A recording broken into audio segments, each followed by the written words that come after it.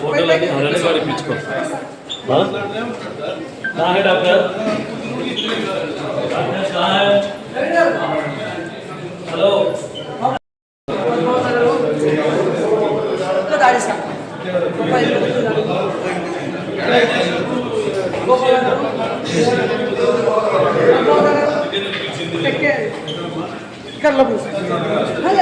General ward nurse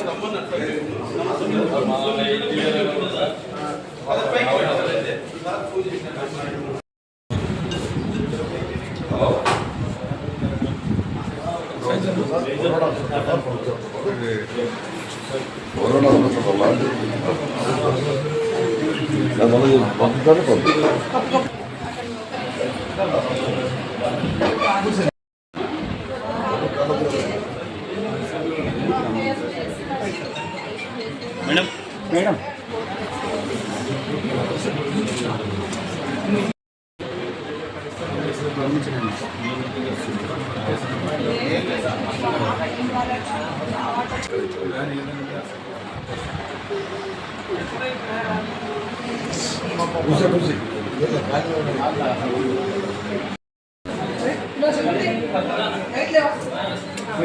కొంచెం జరుగు please అన్న భాష ఏమన్నది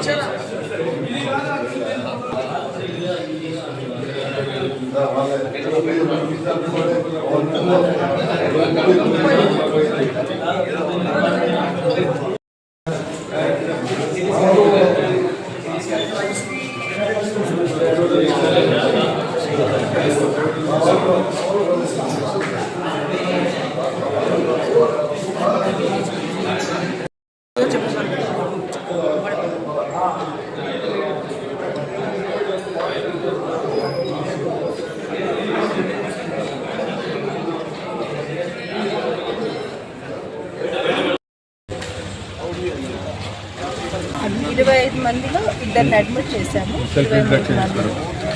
నేను డాక్టర్ ఎస్ మంజుల, క్యాజువాలిటీ మెడికల్ ఆఫీసర్. ఈరోజు 4 నుంచి 6 లోపల 25 డాగ్ బైట్ కేసెస్ వచ్చాయి. పద్మావతి నగర్ దగ్గర ఏరియా నుంచి 2 మహిళలకి సివియర్ ఇంజరీస్ ఉన్నాయి, అడ్మిట్ చేశాము. 23 మెంబర్స్కి లోకల్ ఇమ్యూనోగ్లోబిన్స్ ARVD దానికి సంబంధించిన ట్రీట్మెంట్ అంతా చేసి పంపించాము. వాళ్ళని ఫాలోఅప్లో చూస్తాం పేషెంట్స్ని అందరినీ. 2 months బ్యాక్ కూడా చాలా ఎక్కువ వచ్చాయి. సో ఆయనకి ఏదన్నా ఫేవర్ చేయగలరు. అంటే అప్పుడప్పుడు వస్తున్నాయి, కాకపోతే అంటే రివ్యూకి నెక్స్ట్ డేట్స్ ఇచ్చి ఉంటాను. ఆ డేట్స్కి వస్తారు. కొత్తవి ఒక 5-6 డైలీ 5-6 ఈ రోజు అయితే చాలా ఎక్కువ 25. ఒక 2 months బ్యాక్ కూడా ఇట్లాగే 30 to 40 కేసెస్ వచ్చాయి.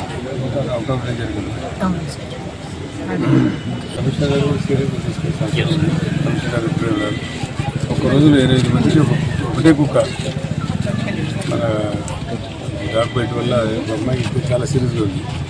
2వ అమ్మాయికి అయితే ఇక్కడ ఉడికేసినారు. చాలామంది స్మాల్ ఇంజరీస్తున్నారు. వాళ్ళకందరూ కూడా ట్రీట్మెంట్ చేస్తూ ఉన్నారు. కానీ ప్రతిరోజు కూడా 10 మంది వస్తున్నారు.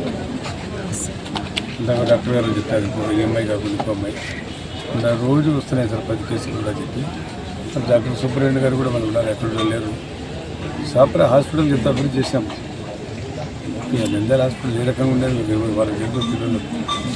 దీనివల్ల ఎంత బ్యాక్గ్రౌండ్ ఉంది, ఎంత ఖర్చు పెట్టామో, ఎంత ఏ రకంగా తీసుకొచ్చామో నంద్యాల ప్రజలు తెలుసు. ఈ మామూలుగా మున్సిపల్ హాస్పిటల్ ఉంటే దాన్ని గవర్నమెంట్ హాస్పిటల్ తీసేసి దాదాపు 100 సంవత్సరాల తర్వాత దీన్ని ఈ హాస్పిటల్కి స్వరూపం రానికి చాలా ప్రయత్నం చేశాం. మళ్ళీ కూడా నేను హెల్త్ మినిస్టర్ ఉన్నప్పుడు కూడా 350 హాస్పిటల్ చేశాను. ఇంత భవిష్యత్తులో కూడా కాలేజ్ అయితే బాగుంటుందని చెప్పి ఉద్దేశంతో సరే ఏది ఏమైనా సరే హాస్పిటల్ సిటీ స్కాన్ ఉంది, ఎంఆర్ఐ ఇచ్చారు, అన్ని దాని పాటు ఇక్కడ కూడా ఎక్స్రే ఇచ్చారు. ఇప్పుడు ఎక్స్రేలు పనిచేయడమే, ఎంఆర్ఐ కూడా పనిచేయడమే అంటున్నారు. కంపేర్ సిటీ స్కాన్ పనిచేయడం లేదా, ఎక్స్రే, ఆక్సిజన్. నేను కూడా ఇక్కడ నేను ఆక్సిజన్ దేవుడు ఇస్తున్నాడు, గాడ్ గిఫ్ట్ ఆక్సిజన్ మనకు.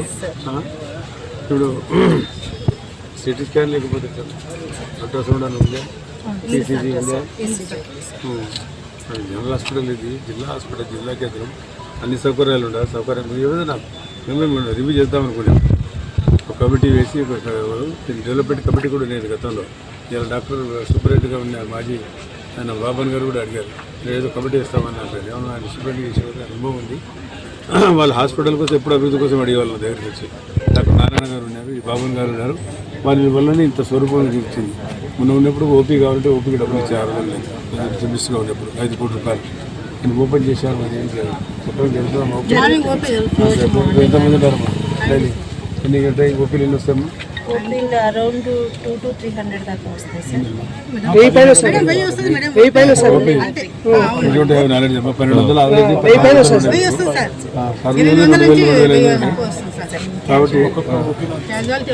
చాలా ఉన్నాయి.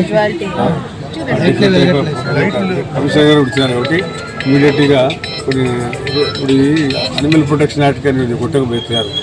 కుక్కలు కూడా పరిరక్షణ చేయాల్సిందే కాదని చెప్పడమే. కానీ మరీ పిచ్చి కుక్కలు ఉంటే కమిషనర్ గారు చేసుకొని ఎక్కడ ఉన్నాయో మళ్ళీ ఈ రకంగా మనం బతకడం సామాన్యంగా కలిస్తే బతుకుదలు ఎట్లా. ఆమె చెప్తాను కూలీనాలు చేసుకుంటాను సార్, నేను ఎట్లా బతకాలి, నా పిల్లలు ఎట్లా బతకాలని చెప్పి. కాబట్టి కలెక్టర్ గారితో మాట్లాడి ఆమె కూడా రిజిస్ట్రేషన్ కూడా ఇప్పిస్తాం.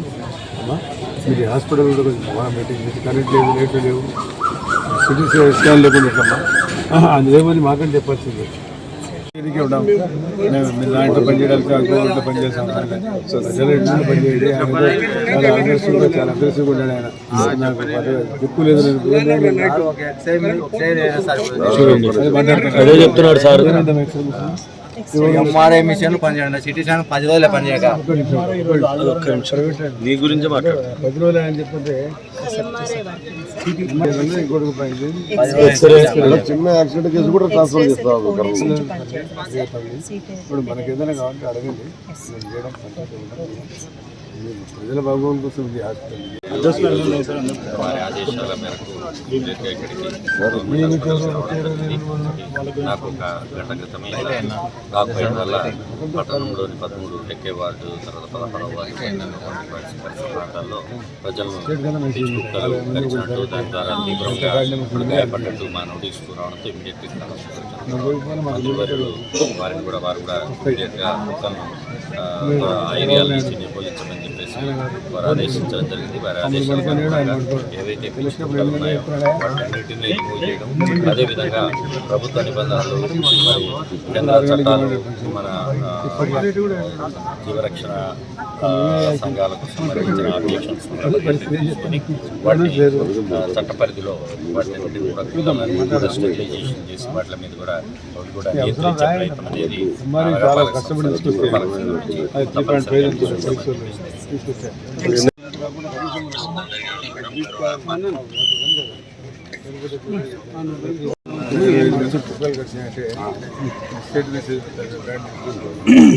ఫాలో అవుతానే ఉన్నాం.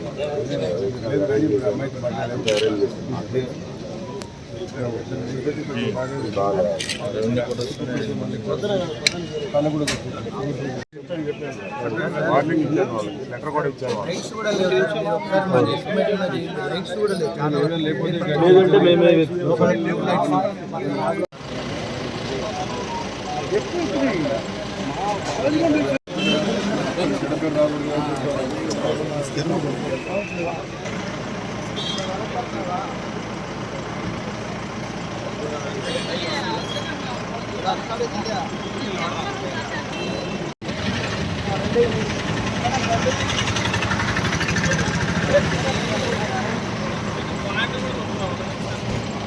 Claro.